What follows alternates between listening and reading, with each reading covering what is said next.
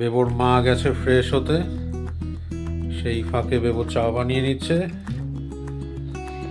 Victoria, এটা আমি, এটা আমার বন্ধু, আমার best friend Seema.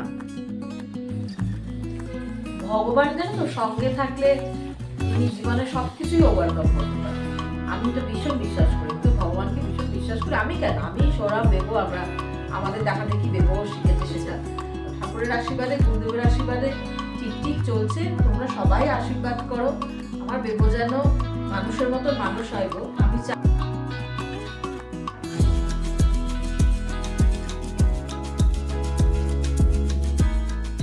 Good morning and welcome to ফোরলি। সকলকে স্বাগত জানাচ্ছি আরেকটা নতুন দিনে, নতুন ব্লগে।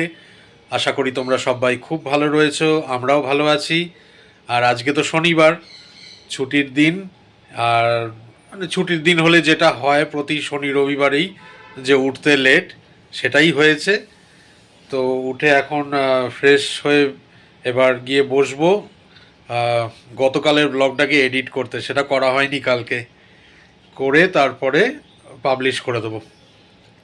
আর বেবু একদিকে চা বানাচ্ছে, সেটা দেখাই তোমাদেরকে। কারণ এটা তো শনিবার রবিবার মানেই বেবুর, মানে বেবুর যে কোনো ছুটির দিনেই বেবুই চা বানায়। ও আর শর্মিষ্ঠাকে বানাতে দেয় না। আর শর্মিষ্ঠা গেছে ফ্রেশ হতে, বেরোক, তারপরে একসাথে বসে আবার চা খাওয়া হবে। আজকে ছুটির দিন, তাই বেবু বানাচ্ছে চা। এটা অলমোস্ট হয়ে এসছে। বেবু কিন্তু চাটা সাংঘাতিক বানায়, এটা বলতেই হবে। পুরো একেবারে কড়া করে চা বানায়, দারুণ লাগে খেতে।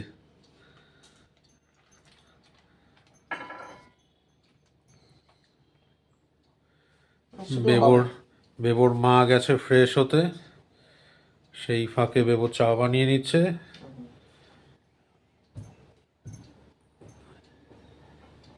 হয়ে গেছে নাকি আর একটু বাকি আছে? একটু ফুটবে শুধু, ব্যাস।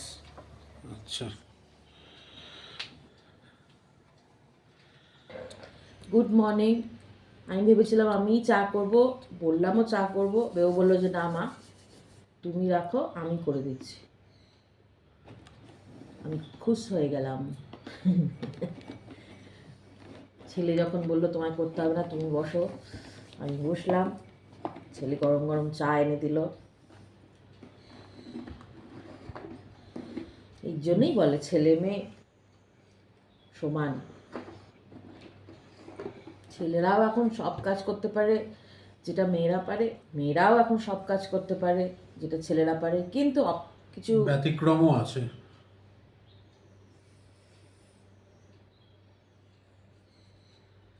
পয়েন্ট করলাম, একেই পয়েন্ট করলাম এরকম করে, যাতে কোনো আঙ্গুল আমার দিকে পয়েন্ট না করে।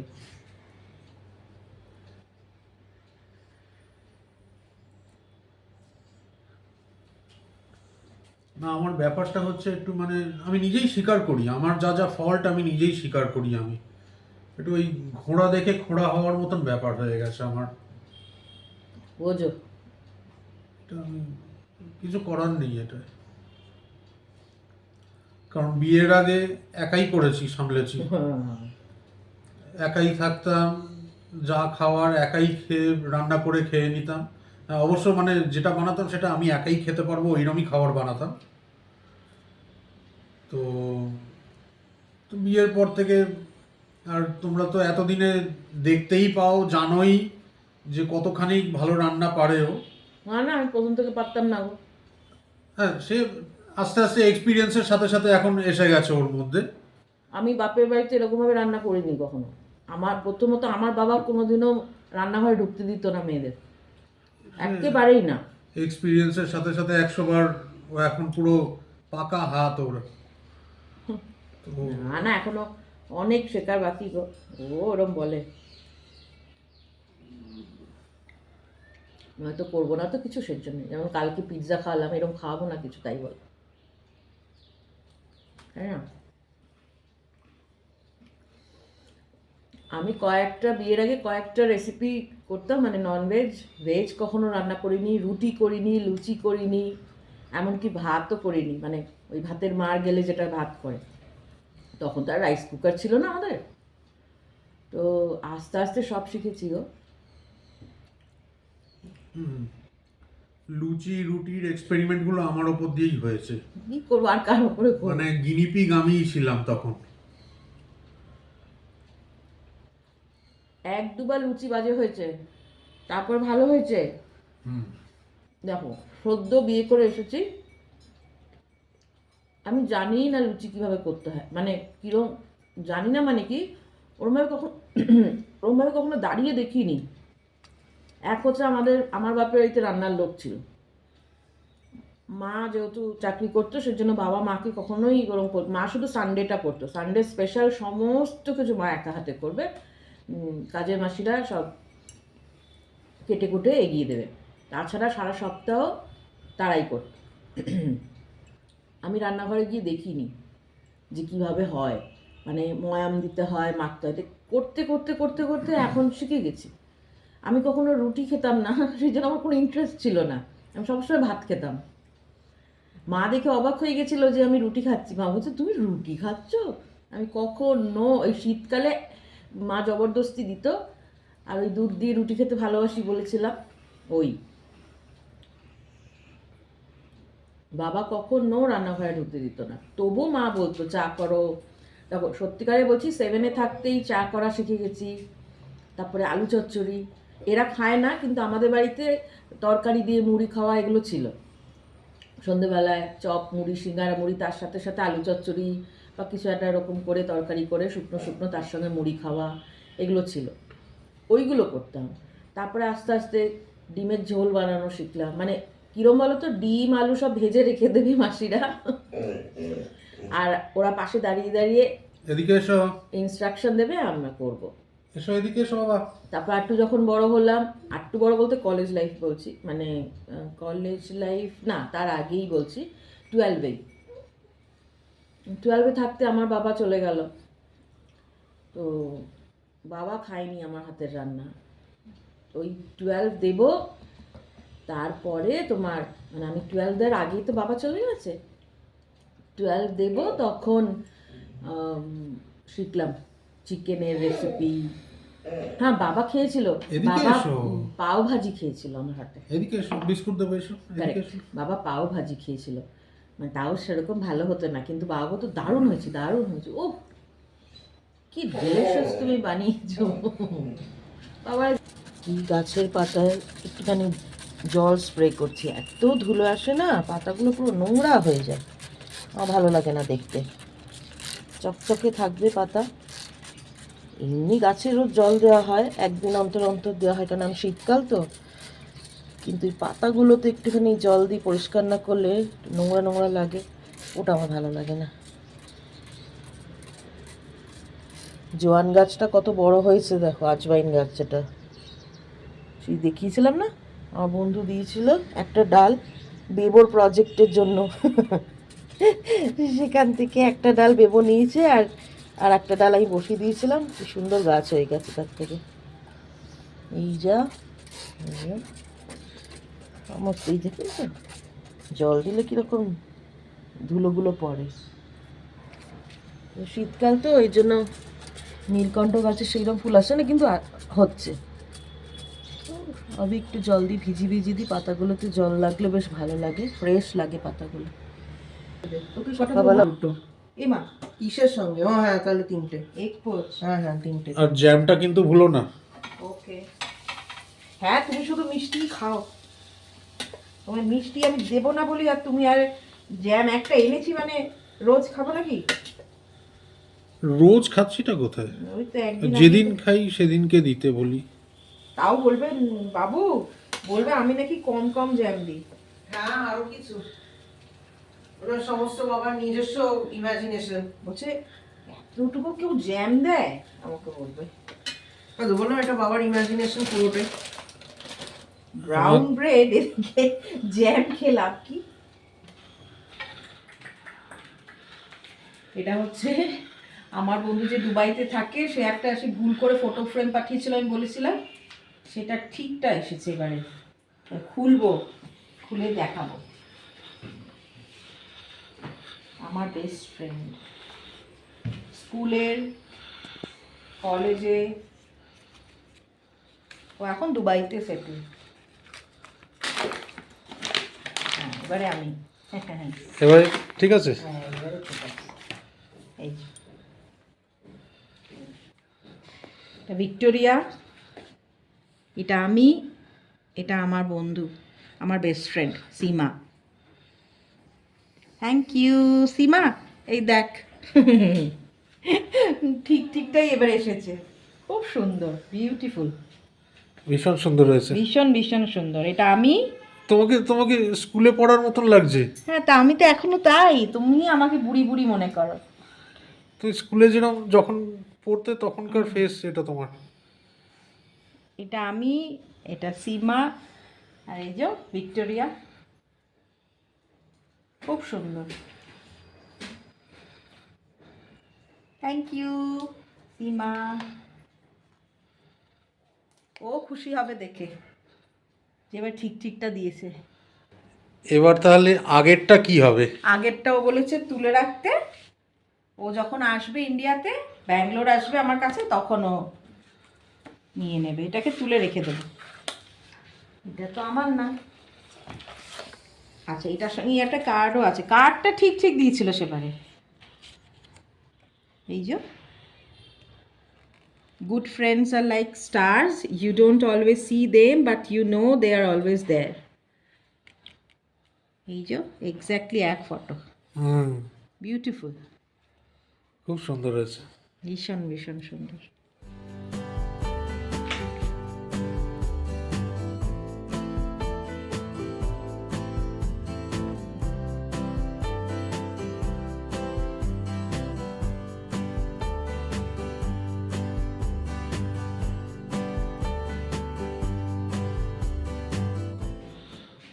পড়ে চলে গিয়ে এবার কি খাতা দেখার পালা?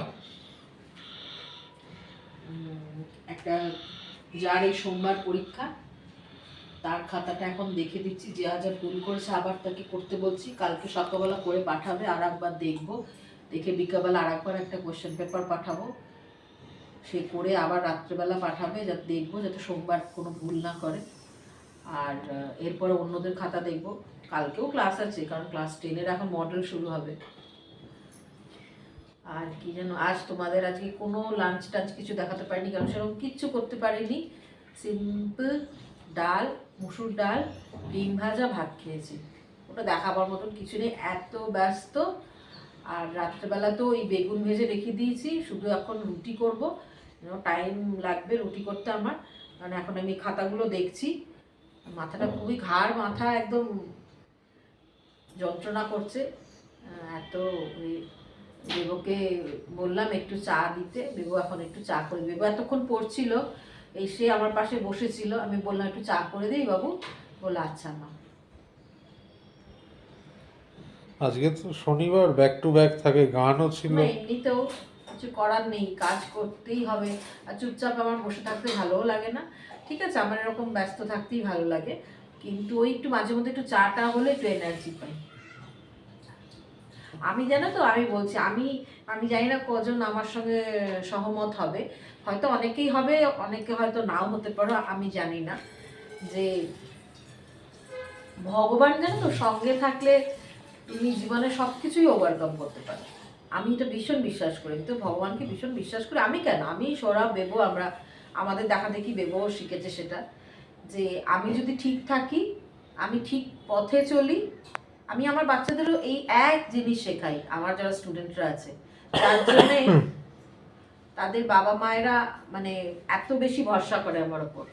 শুধু যে পড়াশোনায় ভালো হলেই ভালো হয় তা না, 100 বার অ্যাজ এ হিউম্যান বিং তোমাকে ভালো হতে হবে।